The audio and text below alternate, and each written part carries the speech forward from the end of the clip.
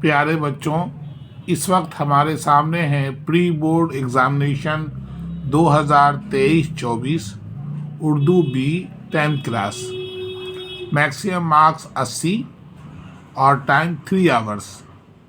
یہ اس لیے پری بورڈ یا پریکٹس پیپر اس لیے بار بار کرائے جاتے ہیں تاکہ آنے والا ایگزام جو فائنل ایگزام ہوگا بآسانی خوبصورت طریقے سے اچھے مارکس آپ لا سکیں، اور پیٹرن یہی ہوگا۔ کوشچن عام ہدایات تو وہی ہیں جو سب میں ہوتے ہیں۔ یہ سوالات 4 حصوں پر مشتمل ہے، ان میں کل 12 سوالات ہیں۔ سبھی سوالات لازمی ہیں، ہر سوال کا نمبر اس کے سامنے درج ہے۔ جواب تحریر کرتے وقت خشخط اور صفائی کا خاص خیال رکھیں۔ حصہ الف، یہ دیکھیے، درجہ ذیل دونوں غیر درسی اقتباسات نثری اور شعری کو غور سے پڑھیے اور اس سے متعلق سوالوں کے جواب لکھیے۔ یہ کتاب سے باہر کے ہیں، انسین پیسج، ان کو پڑھنا ہے۔ انہی میں سے سوالات ہوں گے، 5 نمبر کا ہے، اور اس طرح سے 2 سوال ہیں تو 10 نمبر کے ہو گئے۔ طالب علم بے شک علم حاصل کرنے والا ہوتا ہے۔ سچا طالب علم صرف علم کی جستجو میں ہی نہیں رہتا بلکہ اپنی ذمہ داریوں کو خوب سمجھتا ہے۔ وہ علم کے حصول کے ساتھ اپنے مادر وطن کی خدمت کو اپنا اولین فریضہ سمجھتا ہے۔ اس کی شروعات سب سے پہلے وہ اپنے گھر اور اسکول سے کرتا ہے۔ اپنے آس پاس کی صفائی، بزرگوں کی خدمت، بڑوں کے احکامات مانتا ہے۔ استاد کی عزت، والدین کی فرمانبرداری، قومی خدمت میں بڑھ چڑھ کے حصہ لیتا ہے۔ یہ ایک اعلیٰ صفات طالب علم کی پہچان ہے۔ وطن سے محبت کسی نہیں ہوتی۔ جانور بھی جہاں رہتا ہے وہاں سے اس کو لگاؤ ہو جاتا ہے، پھر انسان تو اشرف المخلوقات ہے۔ حب الوطنی ایک مقدس جوش ہے کہ محب وطن اپنے وطن عزیز کی خاطر جان تک کی بازی لگا دیتا ہے۔ یہ اقتباس ہوئے۔ اب دیکھیے سوال، طالب علم کون ہوتا ہے؟ لکھا ہوا ہے طالب علم بے شک علم حاصل کرنے والا ہوتا ہے، تو جواب کیا ہوگا؟ علم حاصل کرنے والا۔ سچا طالب علم کے اولین فریضہ سمجھتا ہے۔ سچا طالب علم کسے اولین فریضہ سمجھتا ہے؟ علم کا حصول اور مادر وطن کی خدمت کو وہ اولین فریضہ سمجھتا ہے۔ طالب علم کی 2 اعلیٰ صفات بتائیے۔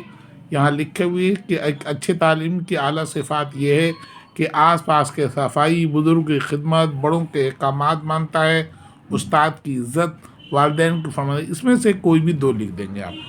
حب الوطنی کے جوش میں محب وطن کیا لگا دیتا ہے؟ محب وطن آپ لکھیں گے، محب وطنی کے جوش میں محب وطن اپنی جان کی بازی تک لگا دیتا ہے۔ سوال نمبر 5، نفرت کا متضاد بتائیے۔ نفرت کا متضاد یعنی اپوزٹ کیا ہے؟ محبت۔ اس طرح سے یہ 5 سوال ہوئے 5 نمبر کے۔ اس طرح سے آپ دیکھیے دوسرا انسین پیسج جو نظم کا ہے، یہ بے حصہ ہے۔ یہ ٹہنی پہ کسی شجر کی تنہا بلبل تھا کوئی اداس بیٹھا، کہتا تھا کہ رات سر پہ آئی، اڑنے چگنے میں دن گزارا، پہنچوں کس طرح آشیاں تک، ہر چیز پہ چھا گیا اندھیرا، سن کر بلبل کی آہ و زاری، جگنو کوئی پاس ہی سے بولا، حاضر ہوں مدد کو جان و دل سے، کیڑا ہوں اگرچہ میں ذرا سا، کیا غم ہے جو رات ہے اندھیری، میں راہ میں روشنی کروں گا، اللہ نے دی ہے مجھ کو مشعل، چمکا کے مجھے دیا بنایا ہے، لوگ وہی جہاں میں اچھے، آتے ہیں جو کام اوروں کے، آتے ہیں کام جو دوسروں کے۔ یہ ایک نظم تھی۔ اب دیکھیے سوال اسی میں ہے، ٹہنی پہ کون کس حالت میں بیٹھا تھا؟ جواب اسی میں دیا، ٹہنی پر بلبل اداس بیٹھا تھا۔ جواب نمبر 2، سوال نمبر 2، بلبل نے کس طرح دن گزارا؟ جواب، بلبل نے اڑنے چگنے میں دن گزارا۔ سوال نمبر 3، کس نے خود کو ذرا سا کیڑا کہا ہے؟ जुगनू ने खुद को ज़रा सा कीड़ा कहा है। तो ये 3 सवाल हो गए। चौथा सवाल देखिए क्या है। चौथा सवाल, बुलबुल अपने आशा तक क्यों नहीं पहुंच पा रहा था।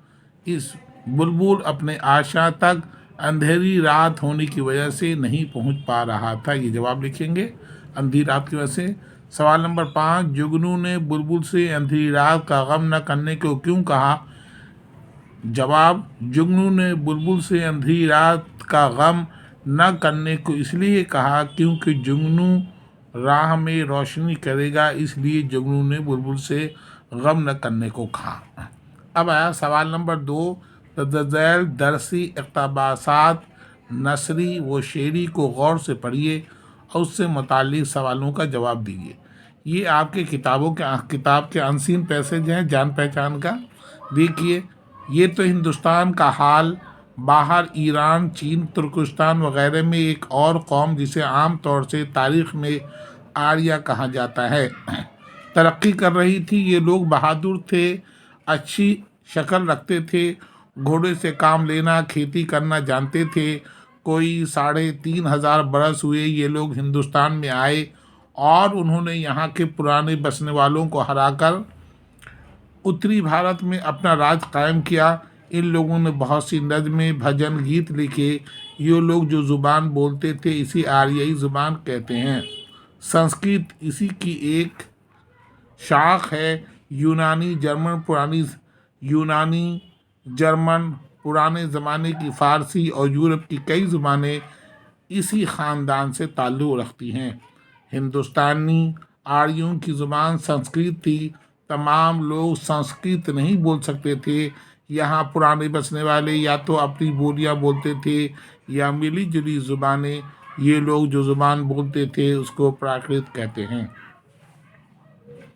अब है सवाल नंबर 1, मंदरजा बाला इक़्तिबास किस सबक से लिया गया है। जवाब, मंदरजा बाला इक़्तिबास सबक ज़ुबानों का घर हिंदुस्तान से लिया गया है। ये सबक का नाम है ज़ुबानों का घर हिंदुस्तान, जिसे एहतशाम हुसैन ने लिखा है। आर्या कौम कहाँ तरक्की कर रही थी। जवाब, ईरान, चीन और तुर्कस्तान में तरक्की कर रही थी। सवाल नंबर 3, आर्या लोग कैसे थे। जवाब, आर्या लोग बहादुर थे, अच्छी शक्ल रखते थे, घोड़े से काम लेना, खेती करना जानते थे। संस्कृत की ज़ुबान की शाख है। जवाब, संस्कृत आर्या ज़ुबान की शाख है। नंबर 5, हिंदुस्तान के पुराने बसने वाले कौन सी ज़ुबानें बोलते थे। जवाब, हिंदुस्तान के पुराने बसने वाले लोग प्राकृत बोलते थे। ये हुआ आपका सवाल 2 पूरा। सवाल 2 का बे हिस्सा है। देखिए, नज़्म का हिस्सा, हर एक चीज़ से पैदा खुदा की कुदरत है, कोई बड़ा कोई छोटा ये उसकी हिकमत है। बड़ा जहाँ में तुझको बना दिया उसने, मुझे दरख्त पे चढ़ना सिखा दिया उसने। कदम उठाने की ताकत नहीं ज़रा तुझ में, मेरी बड़ाई है, खूबी है और क्या तुझ में। ये देखिए, आप समझ गए होंगे कि ये जो नज़्म है, ये नज़्म अल्लामा इक़बाल की लिखी हुई है और इस नज़्म का उन्वान है पहाड़ और गिलहरी। ये सवाल क्या जवाब इस सवाल है। ये रह गया, जो तू बड़ा है तब मुझसा हुनर दिखा मुझको, ये छालियाँ ही ज़रा तोड़ कर दिखा मुझको। ये इस नज़्म का उन्वान क्या है। जवाब, इस नज़्म का उन्वान नज़्म का नाम है पहाड़ और गिलहरी। इस नज़्म के शायर का नाम क्या है। अल्लामा इक़बाल। सवाल नंबर 3, मंदरजा बाला अशार में तमाम बातें किसने किससे कही है। मंदरजा बाला अशार में ये तमाम बातें गिलहरी ने पहाड़ से कही है। सवाल नंबर 4, बड़ा और छोटा होना किसकी हिकमत है। बड़ा और छोटा होना किसकी हिकमत है। खुदा की हिकमत है। लफ्ज़ खूबी का मतज़ाद क्या है। लफ्ज़ खूबी का मतज़ाद है खामी, यानी अपोजिट। सवाल नंबर 3, दर्ज झैल उन्वानात में से एक उन्वान पर कम से कम 250 अल्फाज पर मुश्तमिल एक मज़मून लिखिए। मजहबी त्यौहार, किसी भी मज़हब का, होली, दिवाली, ईद, बकरीद आप लिख सकते हैं। क्रिसमस। सवाल नंबर 2 सेहत और खेल। और नंबर 3 तारीख़ी मकामात की सैर।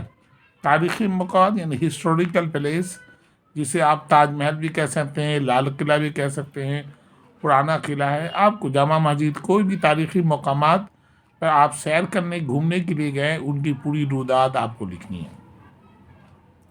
सवाल नंबर 4 बड़े भाई की शादी में शिरकत के लिए प्रिंसिपल के नाम छुट्टी की दरख्वास्त लिखिए, या अपने दोस्त को एक ख़त लिखकर दिल्ली के बारे में बताइए।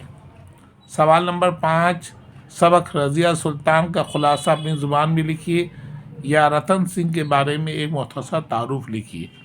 सवाल नंबर 6 नज़म ए शरीफ इंसानों का मरकज़ी ख़याल लिखिए, या मीर तक मीर का तारुफ कराते हुए उनकी शायरी की खसूसियात बयान कीजिए। इन तमाम सवालात के जवाब किताब में दिए हुए हैं। ये पूरा सबक है, और आप मीर तकी मीर की हयात और ख़िदमत भी लिखी हुई हैं सबक में। किताब में रतन सिंह के बारे में भी लिखा हुआ है, आप उन्हें देखकर तैयारी कर सकते हैं। ये देखिए सवाल नंबर 7। सवाल नंबर 7 में नंबर 1 है मार्च में सालाना इम्तिहान होगा, इस जुमले में कौन सा फ़ेल है, यानी क्या है होगा। तो ये क्या है, फ़ेल हाल, फ़ेल माजी, फ़ेल नाक़िस या फ़ेल मुस्तक़बिल। तो ये है फ्यूचर टेंस, यानी जिसे हम मुस्तक़बिल कह सकते हैं। फ़ेल मुस्तक़बिल होगा यानी होने वाला है, जो चल रहा है उसे हाल कहते हैं, और जो हो चुका उसे माजी कहते हैं, या होने वाला है उसे मुस्तक़बिल कहते हैं। फ़र्ज़ की जमा बताइए, यानी ये सिंगुलर है फ़र्ज़, फ़र्ज़ की जमा है फ़राइज़। कौन सा होगा, ए जवाब होगा इसका। सवाल नंबर 3 मौजूद का मतज़ाद बताइए। मौजूद का प्रेजेंट का अपोजिट बताइए। तो क्या होगा, प्रेजेंट का एब्सेंट। ये जवाब सी होगा, देखिए इसका। सवाल नंबर 4 लाहिका वाले लफ्ज़ की निशानदेही कहते हैं। लाहिका जो बाद में लगता है, 2 लफ्ज़ मिला के बनते हैं, और साबका जो पहले लगता है। तो कौन सा है इसमें, ये है बी है सुखनवर। सवाल नंबर 5 साबका वाले लफ्ज़ की निशानदेही कीजिए। अभी हमने बताया साबका वाला लफ्ज़ वो लफ्ज़ जो शुरू में लगता हो और 2 लफ्ज़ मिल के एक लफ्ज़ बनता हो। तो देखिए इसमें जवाब कौन है, बे लगाकर बेकरार, है ना, बेवफा, बेवकूफ़, ऐसे बहुत से लफ्ज़ हो सकते हैं। सवाल नंबर 6 दर्ज में से मुज़क्कर की पहचान कीजिए। इसमें कौन मुज़क्कर है, कौन मुअन्नस है। तो इसमें सिर्फ मुज़क्कर बता, रास्ता मुज़क्कर है, ठीक है, ए जवाब होगा। सवाल नंबर 7 ये बहुत इम्पोर्टेंट सवाल है, कौसैन की अलामत की निशानदेही कीजिए। ये सवाल गलत है, यहाँ पर कौसैन नहीं आना चाहिए था, यहाँ पे वावैन होना चाहिए, क्योंकि कौसैन कहते हैं ब्रैकेट, स्मॉल ब्रैकेट को, और यहाँ स्मॉल ब्रैकेट में ऑप्शन दिया हुआ नहीं है। ये देखिए कॉमा है जिसे हम सख्ता कहते हैं, यहाँ एक्सक्लेमेटरी है, फजाइया कहते हैं इसे, ये है। यहाँ ये 2 दिए हुए हैं ब्रैकेट, ये कॉमा, तो इसे हम क्या कहते हैं, वावैन कहते हैं। और यहाँ पर ये ख़त्मा है, जब जुमले मुकम्मल होता है, जब कोई जुमला, तो उसके आखिर में ये लगाते हैं निशान, इसे हम ख़त्मा कहते हैं। तो इसमें कौसैन तो कोई भी नहीं है, ये सख्ता है, ये फजाइया है, ये वावैन है, और ये ख़त्मा है। और कौसैन कहते हैं ये दिया हुआ, इसको कौसैन कहते हैं। बहरहाल इसमें जो ऑप्शन अगर बच्चे ने लिखा है वावैन, इस पर लगाया है मिलता जुलता, तो आप इसी को कर देंगे। लेकिन ये अगर सवाल कौसैन है तो उनका ऑप्शन इसमें से कोई भी नहीं है। यहाँ पे टीचर को करेक्शन कराना चाहिए कि आप वावैन की निशानदेही कीजिए, या ये लिख सकते की निशानदेही कीजिए, या फजाइए कि इन्हीं में से देना चाहिए था, ठीक है। अब आइए हम आते हैं नेक्स्ट सवाल नंबर 8 में। ये 8वां सवाल है, इसमें 7 का 8 कमर का मतरादिफ बताइए। कमर कहते हैं चांद को, तो इसी का हम माने अल्फाज, मतरादिफ अल्फाज कौन से होंगे, माह, ये होगा सी, उसका जवाब होगा। अब आया 8वां सवाल, محاوروں کو جملے میں استعمال کرنا، یہ محاورہ ہے میدان چھوڑنا، پار اتارنا، ہتھیار ڈالنا اور دانتوں میں انگلیاں دبانا۔ میدان چھوڑنا، جنگ میں توپوں کے سامنے پیدل سپاہی میدان چھوڑ کر بھاگ گئے۔ پار اتارنا، جو دوسروں کی کشتی پار اتارتا ہے اس کی بھی کشتی پار اترتی ہے۔ ہتھیار ڈالنا، میدان جنگ میں کمزور فوج نے ہتھیار ڈال دیے۔ دانتوں میں انگلیاں دبانا، شرارتی تعلیم کے اول آنے پر سب دانتوں میں انگلیاں دبا لی۔ نمبر 9، درج ذیل سوالات کا جواب لکھیے۔ افسانہ کاٹ کا گھوڑا میں وزیر کی بے چینی کا سبب کیا تھا؟ جواب، وزیر اس لیے بے چین تھا کیونکہ غیر ملکی وفد سے اسے ملنے کے لیے وقت قریب آ رہا تھا اور اسے دیر ہو رہی تھی۔ ای ٹکٹ کسے کہتے ہیں؟ ای ٹکٹ کے بارے میں تفصیل سے کتاب میں دیا ہوا ہے کہ آپ ای ٹکٹ، الیکٹرانک ٹکٹ جب کاٹتے ہیں ٹرین کا، ہوائی جہاز کا، تو وہ جو کمپیوٹر سے کاٹتے ہیں وہ ای ٹکٹ کہتے ہیں، ان کے بارے میں آپ تفصیل سے لکھیں گے۔ تخت نشینی کے بعد رضیہ نے کیا عہد کیا؟ جواب لکھیے۔ تخت نشینی کے بعد رضیہ نے عہد کیا کہ وہ عوام کی بھلائی اور سلطنت کی ترقی کے لیے کام کرے گی۔ سوال نمبر 10، ذیل سوالوں کا مختصر جواب لکھیے۔ کرنل سے کارتوس مانگنے والا سوار کون تھا؟ وزیر علی تھا۔ سوال نمبر 2، دراوڑ کون سی زبانیں بولتے تھے؟ تامل اور تیلگو۔ سوال نمبر 11، ذیل سوالوں کا جواب لکھیے۔ روح تعمیر زخم خانے سے شاعر کی کیا مراد ہے؟ روح تعمیر زخم خانے سے مراد ہلاکت سے تعمیر کی روح زخمی ہوتی ہے، موت اور جنگ کی وجہ سے ترقی کی راہ بند ہو جائے گی۔ پہاڑ نے اپنی بڑائی میں کیا کہا؟ پہاڑ نے اپنی بڑائی میں کہا کہ اس کی آن بان کے آگے زمین پست ہے۔ سوال نمبر 12، ذیل سوال کا جواب لکھیے۔ قدم بڑھاؤ دوستو کس نے لکھی ہے؟ یعنی شاعر کا نام بتانا ہے۔ بشر نواز نے۔ یہ ہوا۔ اب آیا سوال نمبر 2، یہ ایک نمبر کا سوال ہے۔ چڑیا خدا کی تسبیح کیسے کرتی ہے؟ چہچہا کر کرتی ہے۔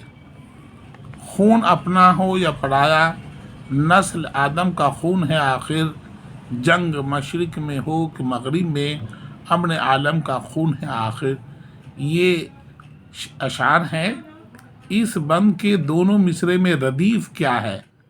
اس میں ردیف کی نشاندہی کرنا ہے، دونوں مصر میں ردیف کی۔ تو کیا ہے اس میں؟ دیکھیے آپ، کا خون ہے آخر، یہاں ہے کا خون ہے آخر، تو یہ دونوں جو ہے کا خون آخر ایک جیسا لفظ دونوں مصروں میں ہے، تو کیا ہے ردیف؟ کیا ہے؟ کا خون ہے آخر۔ اور اس سے پہلے والا لفظ کیا ہے؟ آدم یا کیا ہے؟ عالم، تو اس کو ہم کہیں گے قافیہ۔ تو یہ آخر میں ہوا ردیف اور اس سے پہلے ہو گیا قافیہ۔ اسی کے ساتھ یہ کوشچن پیپر ہمارا حل ہوا، اور ہم اسی کے ساتھ مجھے امید ہے کہ آپ کے سمجھ میں پورا کوشچن پیپر آ گیا ہوگا۔